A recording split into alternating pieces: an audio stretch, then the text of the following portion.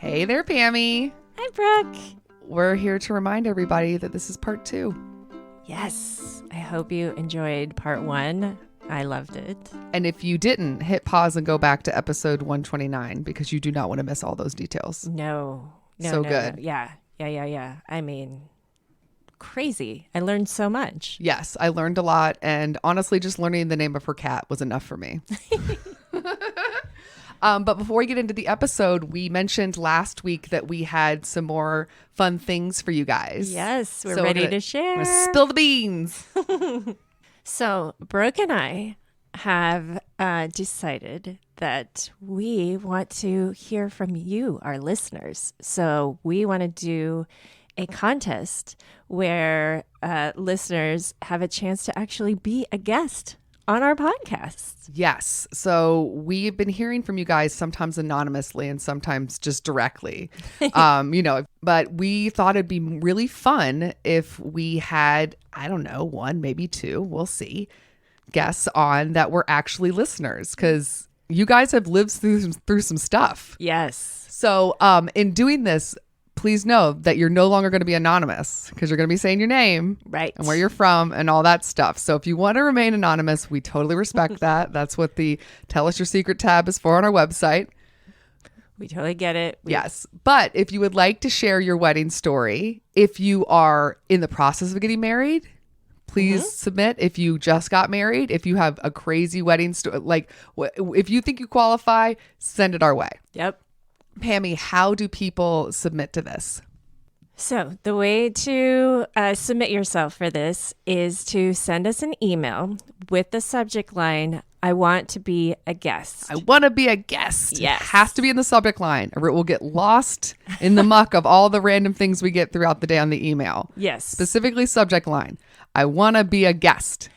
And then give us a little bit about your wedding and what makes it fun, special, crazy, anything. Give us a quick snapshot of your wedding story. Like, what would you talk about with us on the podcast? Yes. And then, and by the way, just throwing it out there, we're going to get a lot. So there's no way we're going to pick everybody. Just because we don't pick yours doesn't mean we don't love you. I don't want this to turn into people being mad at us, Pam. I know. But I There's think it'll a lot be of fun. love. A lot of love. I think it'll be fun. I'm dying to know more about some of these people's weddings. Yes. And if it goes great, I'm sure we'll do it again. So let's keep it going. We're very nosy. So yes, again, if you want to be a part of this, email your submission to our regular email address, weddingprofessionals@gmail.com. Subject line should be, I want to be a guest. Then within the body of it, tell us your information. Also, keep in mind, guys, you have to tell us your name. You have to give us a way to reach you because we're going to be, in contact. So this is no longer anonymous. Just keep in mind, though, we can't keep this open forever. So get your emails in by the end of July and we'll be picking. Yes, we'll remind you the next couple episodes. But yeah, the submissions, we'll close them at the end of July. Yep. So you have a couple weeks to clickety-clack all your drama. And just a reminder too, before we get into this episode, that because this is part 2 of 3, Pam and I are going to hop in again at the end to give you some bridal breaks. Yep. Won't leave you hanging. Okay, let's get to part 2. All right. Something borrowed, something blue. Give us all your juicy news, sensational, irrational. It's Wedding Confessionals. So I am dying to know how we went through that marathon experience. You get to work on Monday. You're exhausted. What then makes you think, I want to do this professionally? So, I like that. I feel like that summer, it was Memorial Day. Summer had just started. That summer, this is last summer, I had nothing to do. I was bored out of my mind. I just feel like I had just this giant gap in my heart. I was like, what do I do? I was just having the wedding withdrawals, you know what I mean?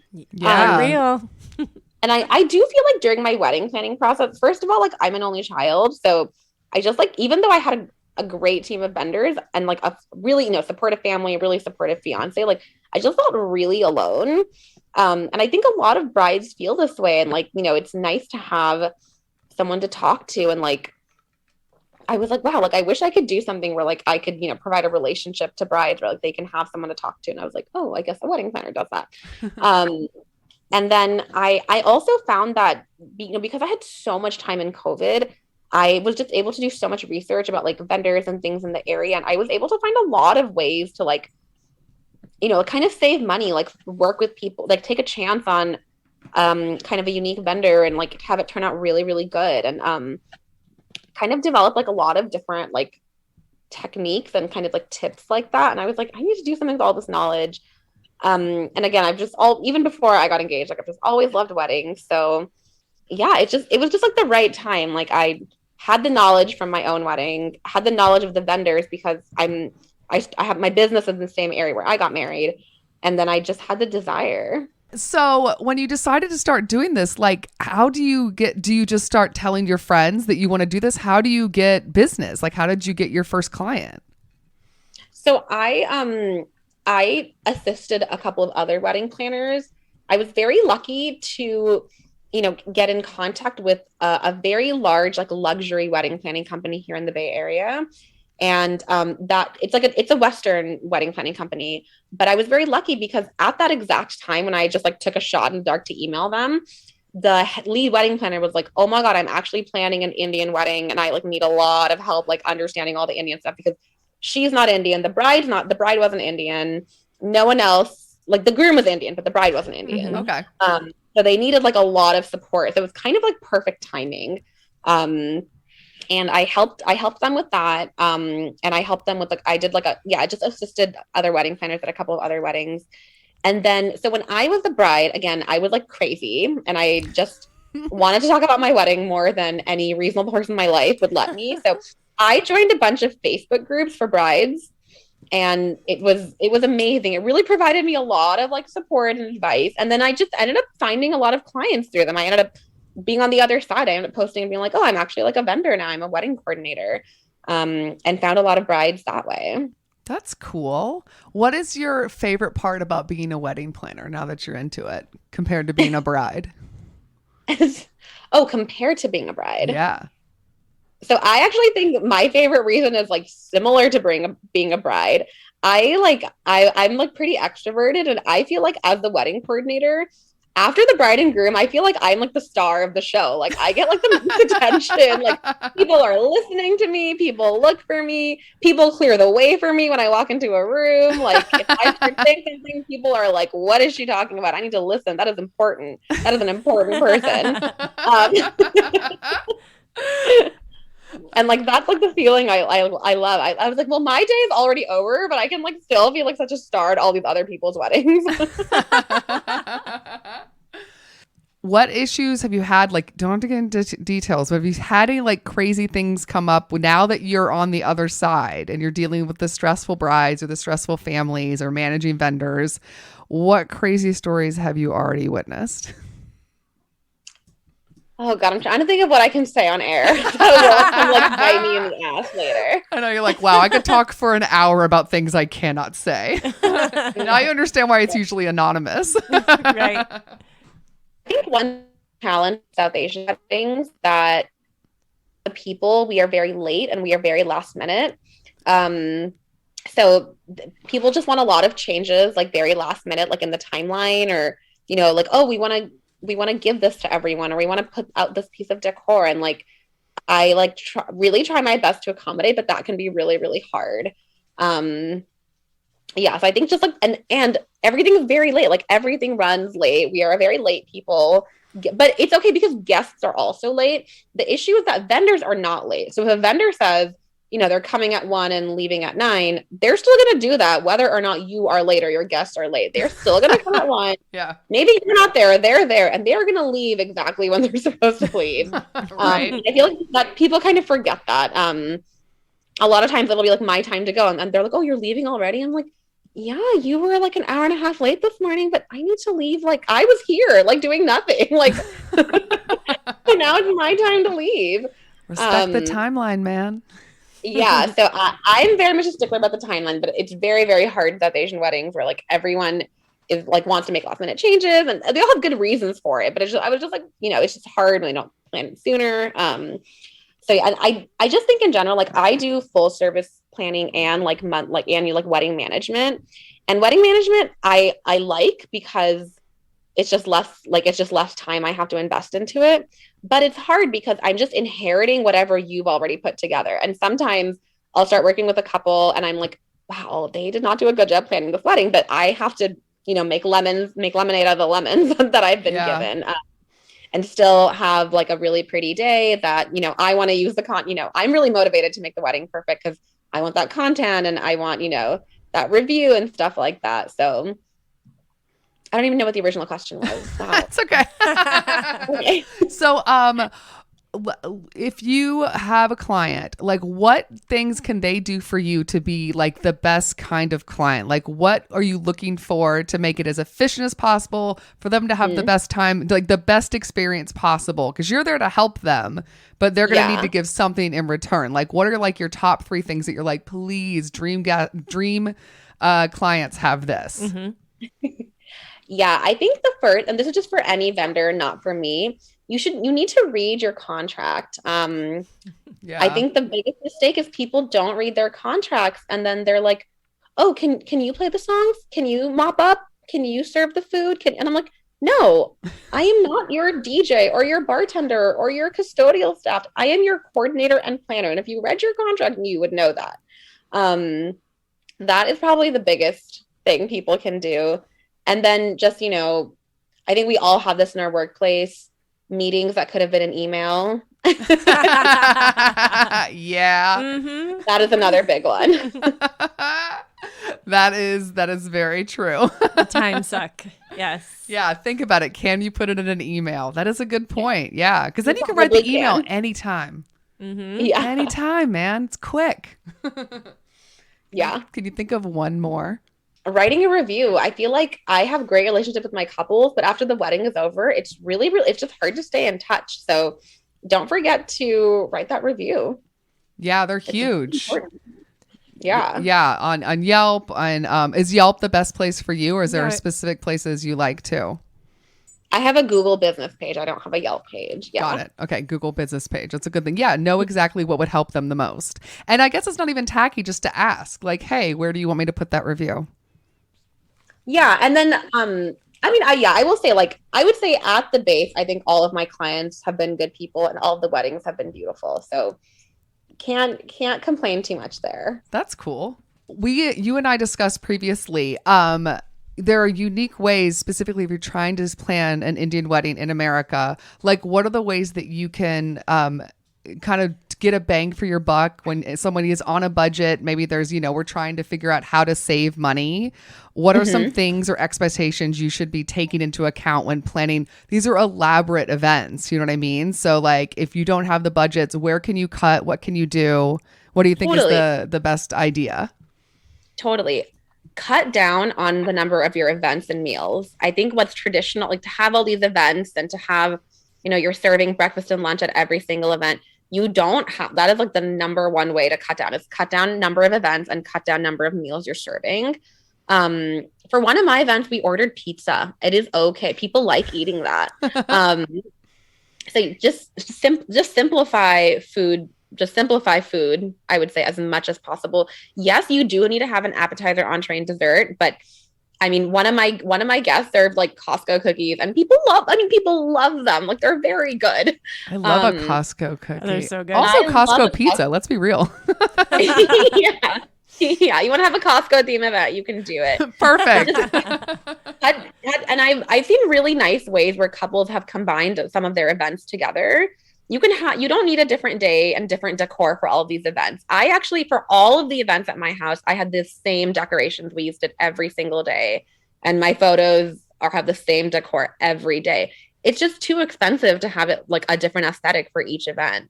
Yeah. I would also say be very realistic about how much photography and or videography you need. Think about think about the usage of your your wedding photos. You're going to post them on social media. You're going to put up a few pictures in your house, and you're going to make an album of like 100 of them. So think about really how many hours of photo and video do you need to like achieve that goal. I have never watched my wedding videos. We have 6 hours worth of footage. I've watched the same day edit 1,000 times, but I've never watched the videos. I don't even know when I will. Wow. I mean, so just when it comes to photo video and really, really think about how are you going to be incorporating these into your life once you're already married. You know what I mean? Yeah. Well, that's a good point. That's another, yeah. One thing also I'd like you to kind of elaborate on, because we talked about it briefly before we were recording, is the idea of if you are having your wedding in the US, the expectations of what you can get compared to if you were actually getting married in India.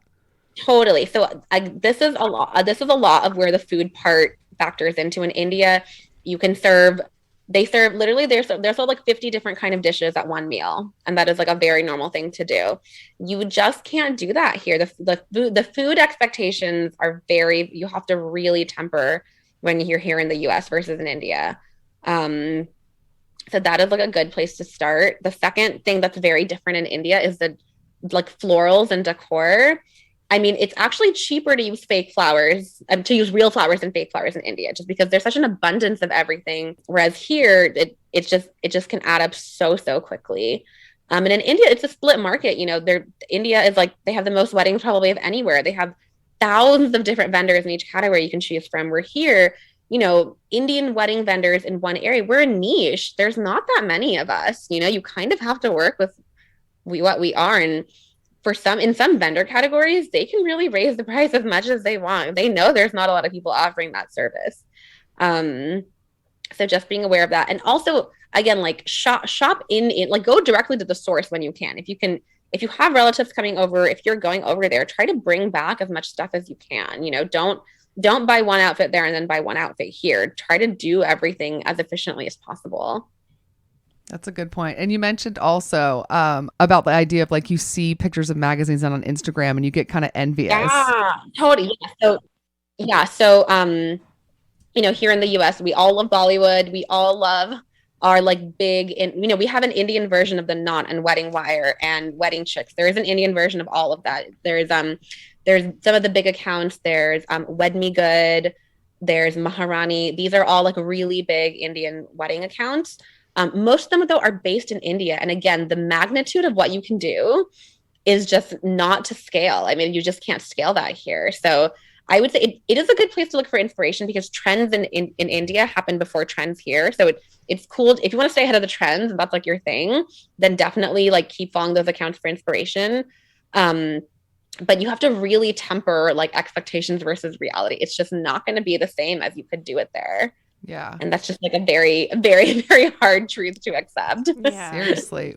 Are there any cool trends going on right now? What are you into? What's new and popping? What's cool with the kids? One of the trends I've seen right now is, as I mentioned, there's like two like kind of bigger events that happen at home. One of them is like your henna night. One of them is like called the haldi, where they apply turmeric paste to you. Traditionally, the haldi ceremony, the turmeric paste ceremony, is kind of small. And it's like just your intimate family, and they just do like it's just the bride has his own, the bride has her own, the groom has his own. Now the trend is to make that event actually really, really big. So now couples are doing it together, which is gorgeous because you know they're getting it together, they're putting it on each other. It's very, very cute, and they're turning it into like a very, very big event. Whereas I've seen that when brides are getting their henna done, they don't want a big event. They want to be comfortable. They want to be in their shorts because they're going to be sitting all day. Mm-hmm. They want to be, you know, they want to chill. It's a very, very stressful day. So I'm kind of seeing couples moving, like brides moving away from like really big henna parties and moving more towards really like having their like turmeric ceremony be like a very big pre-wedding event. That's fun. I like that. Yeah, I'm also seeing a lot less engagement parties. So we had like a traditional Indian, like a big Indian engagement party. I'm not seeing that anymore. People want to funnel all of their wedding funds into the main wedding day. They don't want to like, I feel like I really wanted to have like all the events, and because I just like wanted to have a lot of outfits to wear. but people don't want that. People want to just make the main event like outstanding as much as possible. And I think the trend of having so many events is something that we are really moving away from. Interesting. I like it. Now I know what's cool. That is just my opinion. You're the Yeah. source, man. Listen, the amount of magazines that you've consumed, there's no way that you're not on top of all of this. When you're venue shopping for your Indian wedding, like I feel like it's hard for anyone because there's such a big selection. You want to choose everything. You want to be in the barn, you want to be by the ocean, you want to have a view, you want to be outdoors, you want to be indoors. What's harder with Indian weddings is that you have to pick your date based on the alignment of the planets and the stars according to the Hindu calendar. That's right. I was reading about this. Yes. Oh. So we call this an auspicious date. The word is a muhurat. So you can't just get married whenever you feel like it. You have to go to a priest and say, okay, like what are the best dates to get married this year? And the priest will give you a list of dates, and sometimes they're weekdays, sometimes they're Sundays. The priest does not care about you getting married on a Saturday in like the big ballroom that you want. And then you have to plan your wedding around the auspicious date. And if you get married in a date that's not auspicious, nothing will happen in reality. But the thought is like, it's unlucky. And then anything that happens in your marriage, they'll be like, oh, well, you got married on an unlucky day, duh.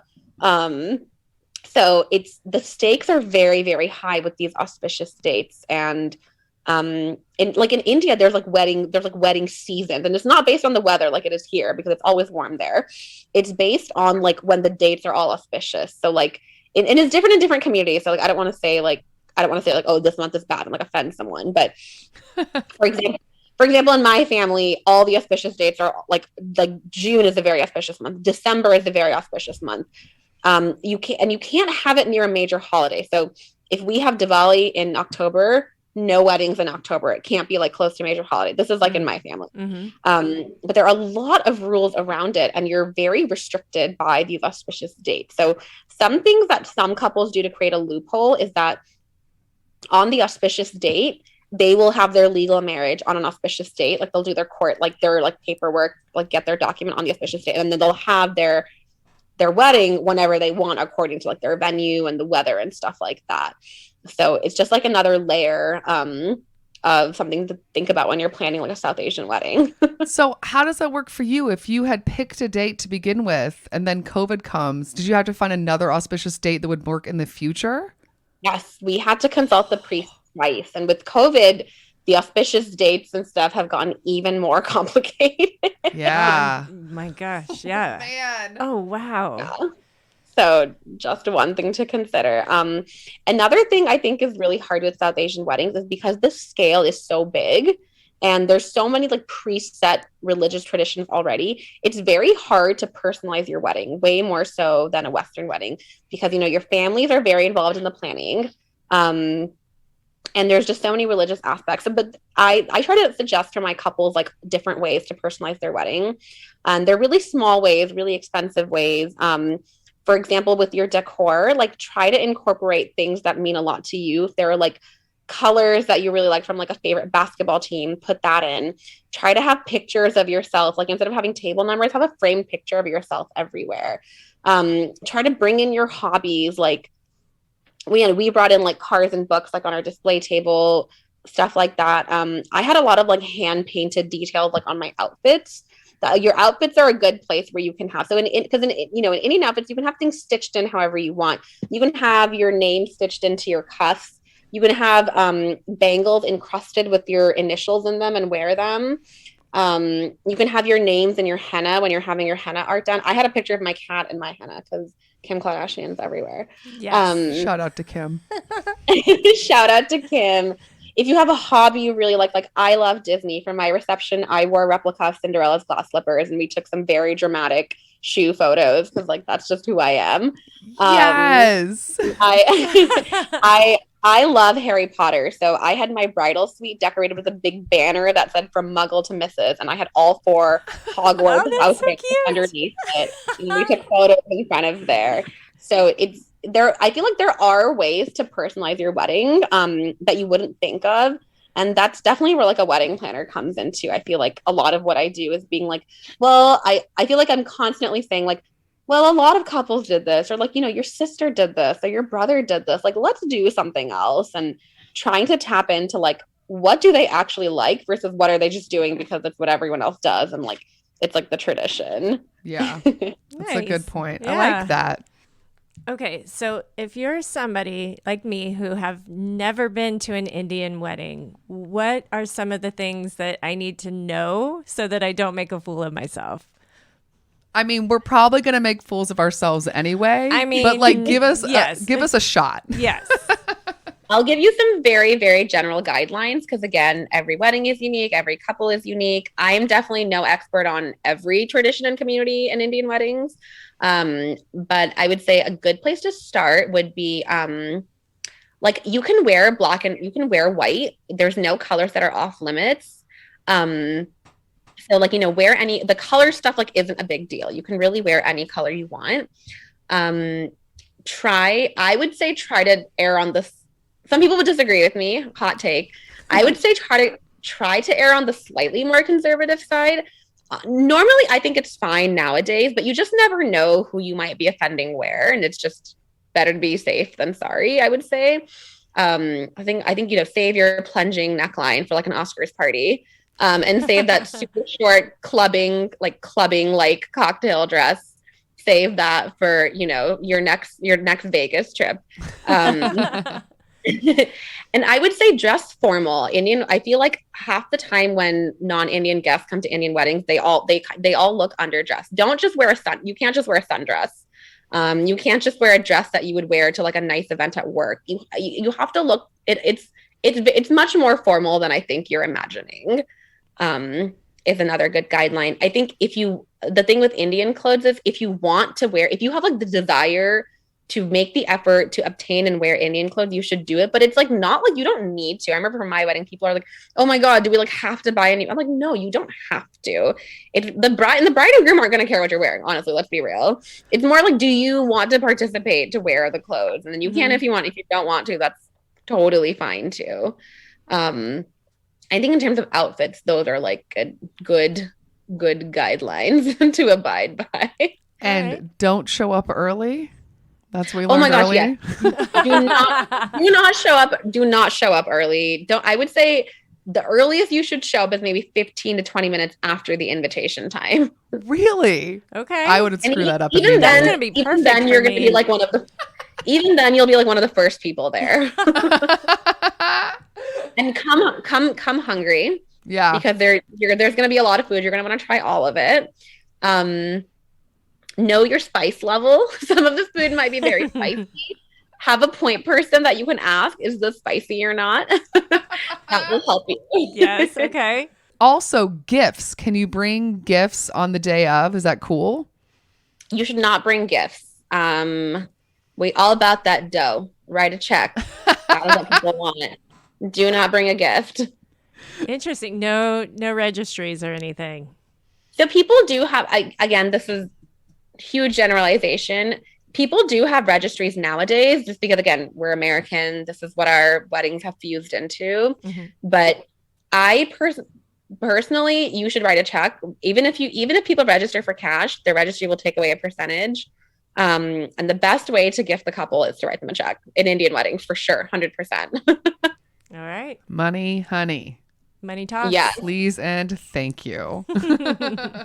Yeah.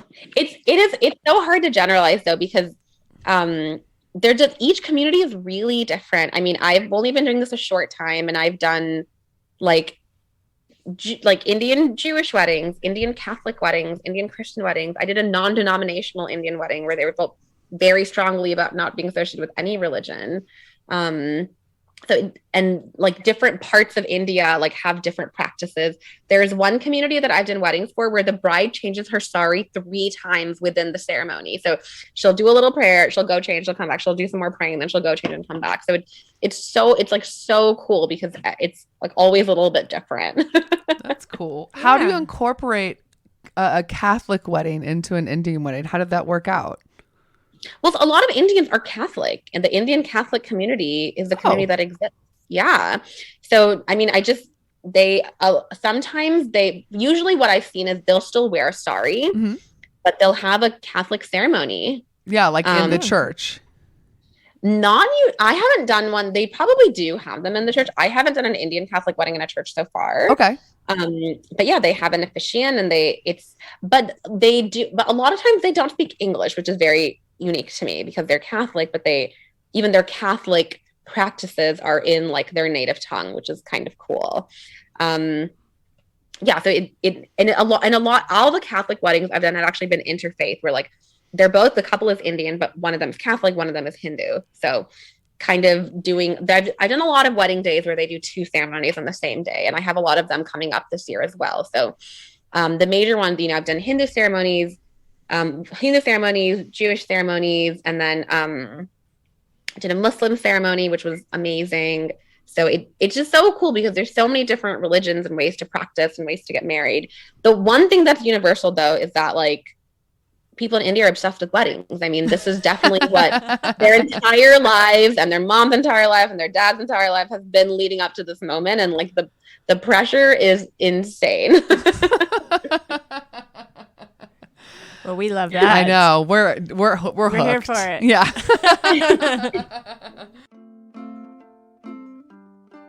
Hey, Pammy. Hey, Brooke. We're back. Yes. That was so fun. I know. Oh my gosh. I want to have an Indian wedding now. Yeah. Yeah. Lights of colors. I want to go. I've never been to one. And Yeah. it just like I'm in. They're fun.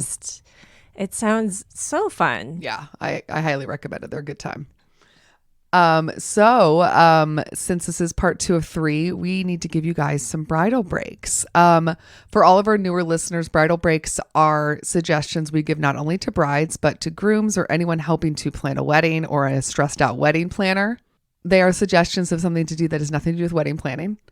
Nothing. And Pammy usually does a cocktail. I do some pop culture things, and I'm dying to know what drink you have brought to the table today. Today, I found on spicecravings.com. Okay. This is in lieu of the theme that we have going. Yeah, the Southeast Asian weddings and Indian weddings. Yes, yeah. This is a Jal Jeera Mojito, which is an Indian spiced mojito cocktail, which you can do making it a mocktail if you want. Okay, cool. And it has vodka, club soda, lemon juice, Jal Jeera masala mix, tamarind chutney, and mint leaves for garnish. That sounds fantastic. Spicy but refreshing, and I mean, I love a mojito anyways. Yeah, so you know me, I like a drink that's like, whew. Yeah, but I like the spices to it, so try it out. And so in order to make it a mocktail, just take out the vodka, add a little extra club soda. Yes. That sounds good. Yeah. Yeah, I like it.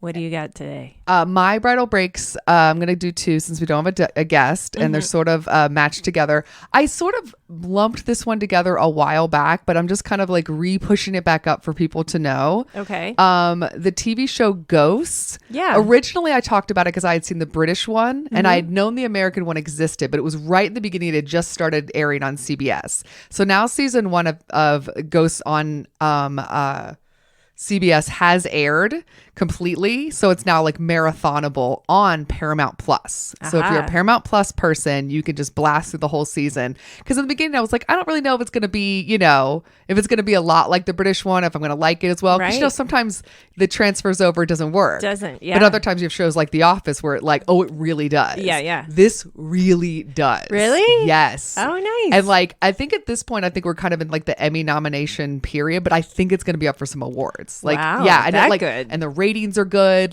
This show is coming back. It's a good show and it's sweet. But they have kind of some different characters. So I like that some of the storylines are the same and it lines up, but they also kind of have an American spin on it, which is very cool. So I don't give too much away, but it's like a good cozy show. And again, it's like a sitcom. So it's only 22 minutes. And you can just blast through them pretty quickly. So you can marathon it pretty quickly. So anyway, I know that I think maybe CBS.com might have it available on on your computer or whatever. But I know specifically Paramount Plus has it streaming all of the episodes. So my second bridal break is related to that. There is an actress from the show named Danielle Pinnock. She plays Alberta. Okay. Alberta is like this, like she sings a lot. She's like this former jazz singer. She's one of the ghosts. And Danielle has this amazing voice, and she's also hilarious. Like she's so fucking funny. Her Instagram, which is the second bridal break, is at Body Courage. And she's really into like loving yourself at all sizes. That's kind of like one of the big things that she's really a proponent for. And you go watch her Instagram stories and she like is trying to get ready. She's like, I woke up, I got a meeting in 40 minutes, get ready with me. And you get to see her like try to figure out makeup, even though she doesn't really know what she's doing. It's like makes it out the door and she's like, I made it, guys. Like it's so silly and sweet, but also just her posts and her reels. She just has like this ongoing series of a couple silly things of like, she'll just find a pop song she likes and just like sing the hell out of it. Nice. But she doesn't know half of the lyrics. Sounds like me. Yeah, and she's like even like yelling off camera to her husband, being like, how does that one go? It's so good. Anyway, I think she's so funny and sweet, and she's a wonderful Instagram follow. So give it up for Ghost and give it up for Danielle. She's so cute. Nice. Yeah, so those are my two bridal breaks. Double. I like it. Yeah, and it is a show you can watch with your kids. Yeah, it's kid friendly. I always like to throw that out there for Pam and all the other moms. Yes. So we're done with the bridal breaks. We are. You know what we're going to do now? We got to test Pammy about her wedding confessionals knowledge. Ooh, I got songs. I got beats today, Pammy. You are feeling the music. I got the flow. I've got a pencil instead of a pen today. We're mixing it up. No clickety clack. No clickety clack. Just going to lightly screw it. It's one of those like plastic ones. I don't even know where the hell I got. This must be my husband's. I would never... Do you do pencil? I just do old school pencils. Yeah. Like the time with like a sharpener and everything. Yeah. Yeah. He has these weird mechanical pencil. Yeah, this mechanical. I don't know. Sorry guys. I'm team wooden. Team wood. Team wood, y'all, all the way. It sounds really gross and it's fine. You know what? Take it if you want. We're sex positive. Anyway. So this is a quiz I give Pam so that the listeners can learn more about the show. Pammy, what is our website? Weddingconfessionals.com. And from there you can find all the links to our social media. Where are we on social media? Facebook, Instagram, Pinterest, TikTok, and Twitter. Yes. Also on our website, you can find links to our, you can click to see our show notes. So all the details about the show, it's under episode guide, but you can find the information if we mention any sort of vendors or any sort of fun things, all of our bridal breaks, it will be on there. You guys, you have to send us your confessionals. We're obsessed. I mean, it's my favorite part of the day. When I go and get to read through the confessionals. Anytime an alert comes up. I'm annoyed if there's an alert that comes up because, you know, they ping throughout the day. If I'm in a place where I can't read it in that very moment, I'm like, oh, I just want to know the gossip immediately. So there's a couple different ways that you can send us your confessionals. They're always anonymous. We will not reveal who you are. Nope. One way is to send us an email. What is our email address? weddingconfessionals@gmail.com. Yes. Also, you can send us, you can call us, leave a voicemail. We have a phone number. We do. To do that. We will not use your voice. Nope. Just transcribe. What is the phone number? 434-933-2663. She's a pro. Besides that, you can go to our website and click on the tab that says Tell us your secret. Yes. From there is a simple form. Top one, you just put in your name or some sassy quote of whatever kind you want. Yeah. And the second one, you put confessional. Spill it. Tell Pam everything. Let us have it. Let her know. Yep.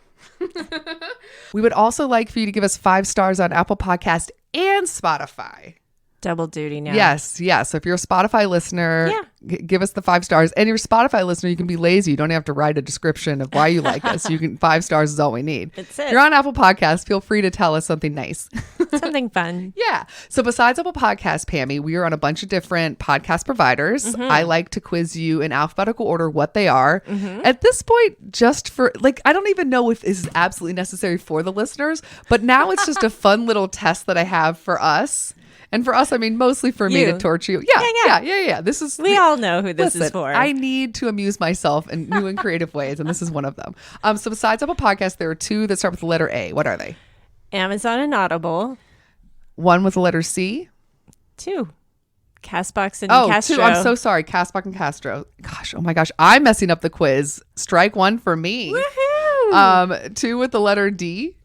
Deezer and Downcast. 1 with G. Google. 1 with I. iHeartRadio. 1 with O. Overcast. 1 with L. Listen Notes. Okay, Pam. 8 that start with P. Start your engines. Vroom, vroom. Pocket Cast. Yes. Player FM. Yes. Podbean. Yes. Podcast Addict. Podcast Republic. Pod Tail. Pod Paradise. There's one more. Why am I always blanking on the last one? It's a different one every time. I know it is. It is. You can say them again if you need to, just to get it out there. Did I say Podbean? You did. Okay. One more. Paradise, Tail, Pockets, Player FM. It's another pod, right? Podcast Addict, Podcast Republic, Podcast. I don't know, the face that you're making at me right now. I'm like, my eyes are so big. I'm like trying to send it to you through, is it ESP? Is that what that is? Where you're like mind Yes. reading? I'm like, I don't have it. Podcast Land. Land. Because it's between Podcast Addict, Podcast Land, Podcast Republic, and you usually say them in order. I do? But these last couple ones, you keep skipping Land. You keep going Podcast Addict, Podcast Republic, and I'm always like, Land. Radio Public, Spotify, Stitcher, TuneIn, YouTube, and using your lovely voices via Alexa and Siri, just say, play the Wedding Confessionals podcast. Pammy, you did it. You're getting we are on the cusp. So close. I promise you, July, you're going to do it. It's going to be my month. It's going to be July. I was saying it's going to be May, but it's July. I believe you. July is the month of the Pam. So even though this is part 2, we're not going to say next week is going to be confessionals because we're taking a week off. We are. It's 4th of July. We're going to take a little break. Well, everyone needs a vacay. Yeah. Stretch out in the sun. Maybe Pam's going to go on an RV trip. Who knows? Probably. So we will be back for part 3. So the confessionals with Ruchi, and that will be coming out on July 12th. Yes. So we're going to take a break. Well, that's our own bridal break, is taking a week off. Yes. We're giving ourselves a little bridal break, and then we'll be back with confessionals. Yes. So happy 4th of July, Independence Day to all of our American listeners. And for everyone else, hope you enjoy a little summer break, and we will see you back on July 12th. Bye. Special thanks to Andy Schreier for our adorable theme song, And David Kantrowitz for our fantastic logo. and Ramsey Millette and Brian Maylard for their technical support. If you want to learn more about our show, where you got to go, Pam?